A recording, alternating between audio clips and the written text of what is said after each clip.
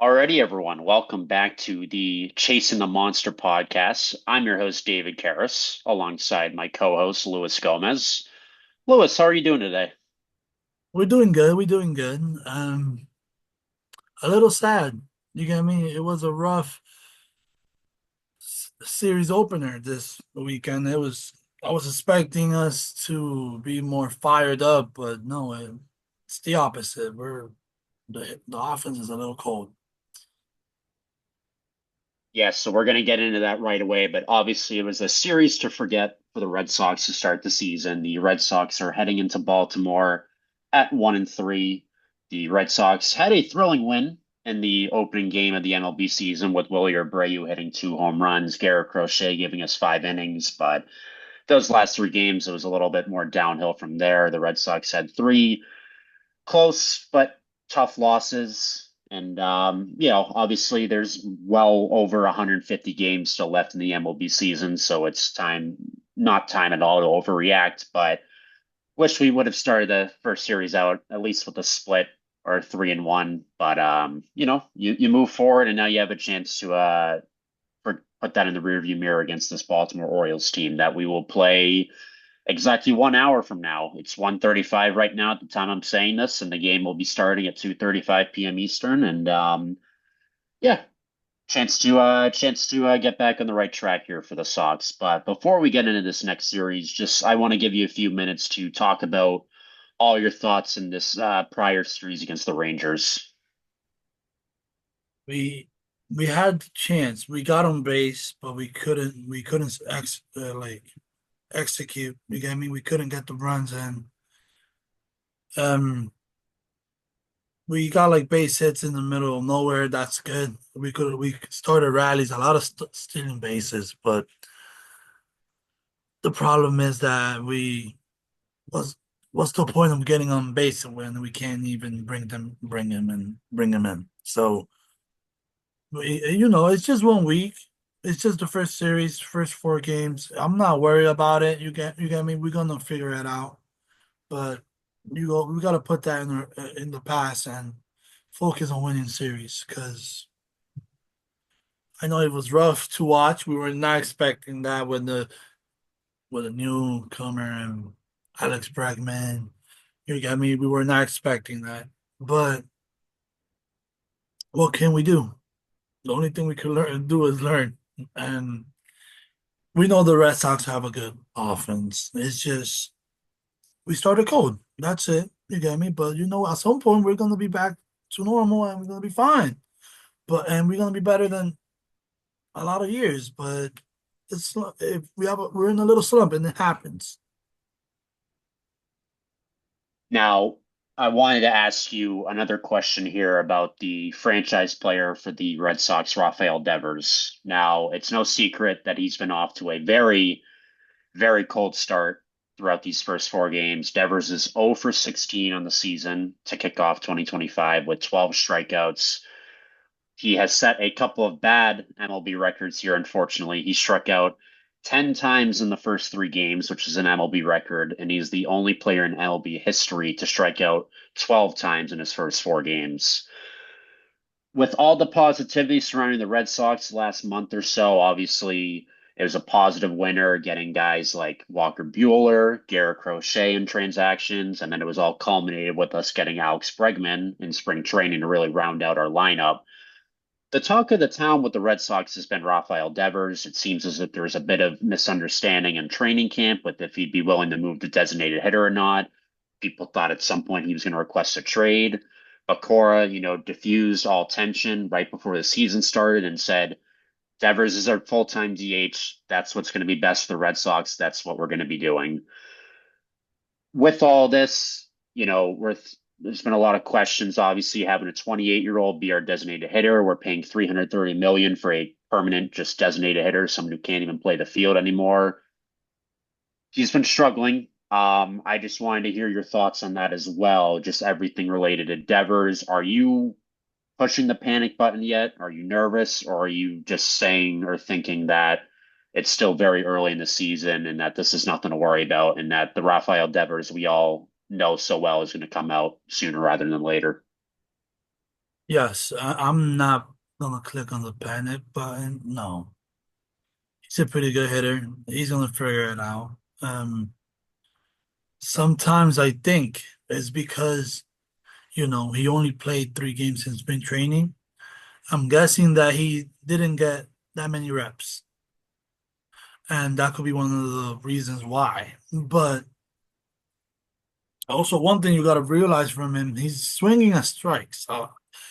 Like a ball, he's not swinging at every balls. He's swinging at strikes, and he's leaving the. He's not swinging at balls, but it's more mental. I think it's more mental for him. It feels like He's trying to overdo, and when you try to overdo it, it doesn't go your way.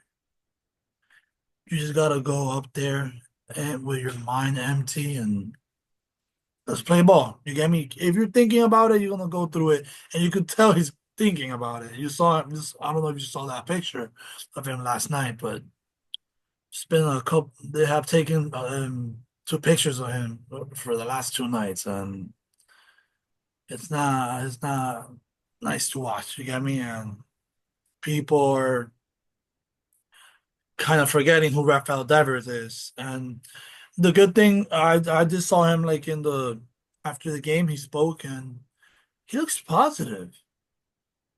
He even laughed. He's like, they asked him about it. He's like, nothing. I'm just going through it.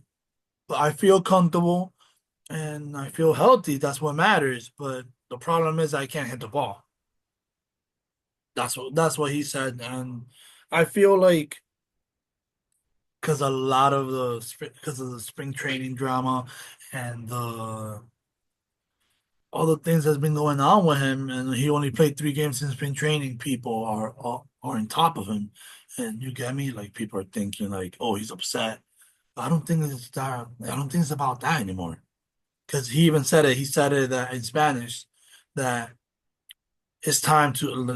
They mentioned it to him again, and he said it's time for to stop with that because he's tired of it. He's doing what's best for the team, and he's comfortable in his spot, and he's fine. But yeah, like they gotta stop and create new content. That came out of his own words in Spanish, but I see him speak, and I've been seeing him in the dugout. You get me on TV. He doesn't seem like angry. He's bonding with the team. He's smiling and all that stuff. And when the player is going through that, you wanna. It's good to see him smiling and positive, I guess. Not in the corner, just pissed off or mad. But we gotta be patient with him. He started to hit the ball yesterday. He hit like a chopper to the first baseman off of Jacob deGrom. Even though it was an out, but that's how it starts. That ball it came off his bat at 98 miles per hour. You get me? That's how it starts. Hitting the ball. And he's a pretty good, incredible, he's a really good hitter, but he's just overthinking. He's overthinking and he will figure it out. And when he figure it out, he's gonna be fine. It's not So it's, talk it's not like some he has gone through this before, maybe not that much strikeouts, but he's been in this type of slumps. And I understand maybe it's his new role, you get me? It could take him a little bit of time to adjust to his new role. It's something new he has never experienced before. And but at some point he's gonna get used to it and he's gonna be the Devers that we know. so talk to me about this Baltimore Orioles team. So last year they finished at 91 and 71, made the playoffs again, good for second in the American League East. They're off to a 2-2 start this season. They did add a former Red Sox and Tyler O'Neill in the offseason. People are saying that it's going to be a bloodbath again in the AL East with the Red Sox, Yankees, and Orioles all fighting with each other to try and get that top spot or at least make the playoffs in some capacity. What are the strengths and weaknesses of this Orioles team for those Red Sox fans out there that don't know too much about them? right now their best player is not even in the lineup. So we gotta take advantage of that, you get me? And because a win's a win at the end of the day. You want to start building up. Gunnar Henderson is not even in the lineup. So you want to start building up wins because we're also cold as well. So, we start getting wins, things are changing and we might get a different point of view. And that's how we get confident, we get comfortable and more confidence for us. But the pitching is there for us as well. So that's also a good thing to face we have a good bullpen to face the Orioles. But they players I'd be scared to face Ali Rushman. He's a pretty good hitter. He's a pretty good hitter, pretty good defense. He's a pretty good catcher. I mean, I don't think we could steal a lot of we if we might not have a lot of stolen bases off of him because he's a pretty good catcher and with an incredible arm. So we might have to like slow down a little bit in the running with him. And Tyler O'Neill, speaking about him, he seems hot right now. He seems hot, and we gotta try to avoid him like crushing us because he seems really hot. They have a couple players that are also cold, but for now, I feel like it's a even even match because we also have a Wayu Abreu that's hot. He's not playing today, but you know what I mean. We have Campbell that's hot, and it's gonna be even. And I feel like hopefully because of the pitching, their pitching is not that. I don't think. I think we're gonna get on top of their pitching. I think we're gonna do pretty good against their pitching, but we also got to see what our pitchers gonna bring in. Sean Newcomer, that's like, Newcomb. yeah. We got to see what he brings into the table. You got me? I feel like depending on him, that's how the game is gonna rely. But I feel like you have a pretty good chance of winning, but we can't do mistakes. And a quick shout out here to the former Red Sox, Tyler O'Neill. Even though he's on our rival team now, he hit a home run in his sixth straight opening day, which continues to extend his own personal record that he set with us last year when he took a pitcher on the Mariners deep. I forget who it was, but just insane how every opening day Tyler O'Neill seems to bring it, and six straight opening days is crazy to hit a home run in. So yeah, he is absolutely on fire right now.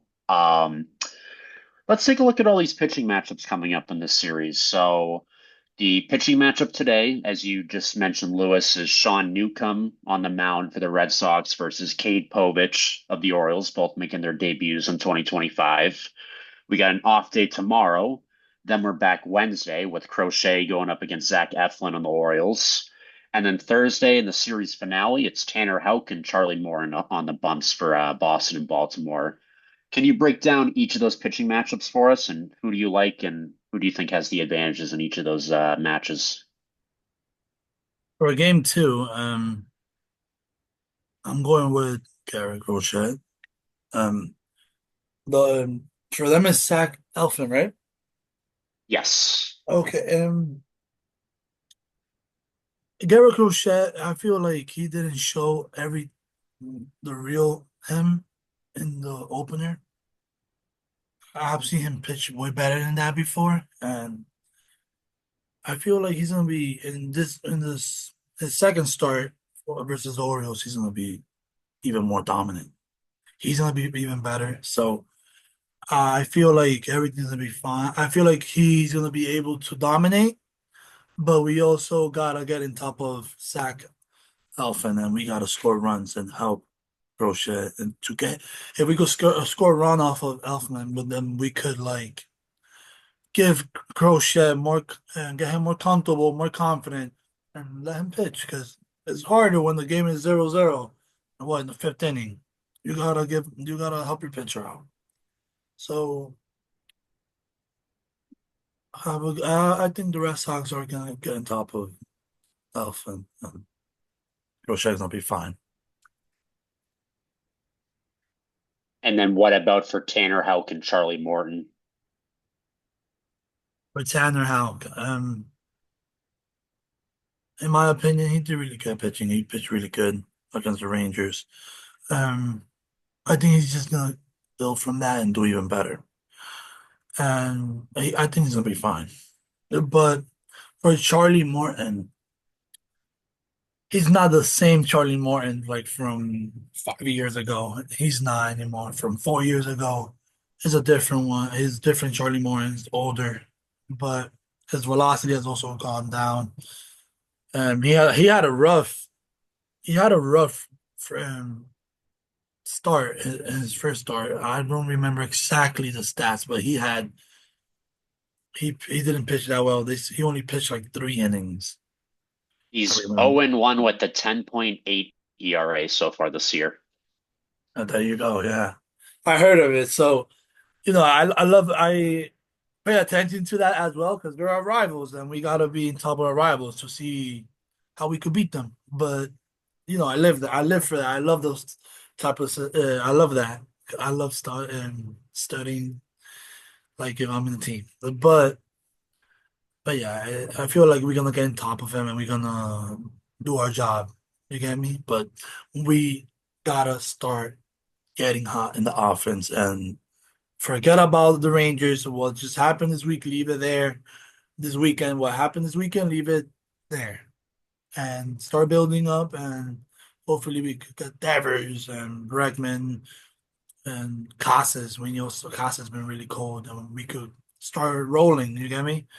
And that's what we need right now. Because the pitching is there for us. And the offense is there, but they're struggling. But we need to start heating up heating up soon. And my next question before we get into series predictions is the top prospect in baseball, Roman Anthony, who just so happens to be with our organization, our favorite team here, the Boston Red Sox, just had a multi-home run game over the weekend down in Worcester, hitting 2 home runs in a single game. So the talk of him heating up, the talk of him being on the roster has started since spring training. A lot of people thought he had a chance during spring training to impress the team so much to make it on the roster on opening day. Clearly, that's not the case, but it almost feels like every time he has a great game or makes headlines like this, it's sort of just putting the pressure on Craig Breslow and the Red Sox to finally get him the call to the show. So it's unfortunate, I think, for Anthony that he's an outfielder and the Red Sox have no problems with their outfielders right now. If anything, we have an abundance of outfielders. But when do you think that call is coming for Roman Anthony to get promoted to the Red Sox? Because at this point, it's not a matter of if, it's just a matter of when. And I'm thinking it's got to be sooner rather than later. I'm thinking personally no later than mid-May. But what are your thoughts on that? I feel like you said it. If he would have been an infielder, he would have been in the team. I think even first than Christian Campbell. But Christian Campbell is also a right-handed hitter. Oh, Anthony is a lefty. You get me? We have a lot of A lefties lot of behind us. lefties, right? So that's like Marcelo Meyer as well. That's what happens to him because he seemed ready. But Roman Anthony, he's only 20 years old. He shouldn't be. It's not like we should rush him, but he seems ready. That's the thing with him, even though he's really young. But we we gotta. It's a long season. Injuries happens, and well, you are brave performing how he's been recently with Jaren Duran and Sandin Rafaela has been really cold, but and that's the sound to that's like the person Anthony gotta replace. But I feel like the only way he could go up right now is only if someone's get hurt. God forbid someone gets hurt. You don't want to see that, but it's a long season. We gotta be we gotta be realistic. It could happen to anyone. And if someone gets hurt in the outfield, then I think that's his call. But for now, it's just maybe if he's really putting those type of numbers, having a 2 home run game every 5 nights, at some point they're gonna be like, no, yeah, we gotta bring this kid up. Like, I don't know if you realize we lost those. We would have won that game if yesterday's game if Roman Anthony would have hit at least one of those bombs over here. You get me? Like, if he's really hitting bombs like that, and he's the right call, then we have to. Because at the end of the day, it only matters about winning. And if Roman Anthony is going to help your team help and win, then screw it, call him. But for now, it's really early in the season. Like, no one is Cora is really patient with Devers and with everyone. So I don't think for now he's gonna get that call, but maybe in this around June and August, around that time, I think he might get that call, or even maybe earlier, because you never know what could happen. Yeah, he's an exciting young player, and I have no doubt that at some point in 2025 he'll be on the Red Sox and hopefully hitting a ton of homers for us and getting us a ton of victories.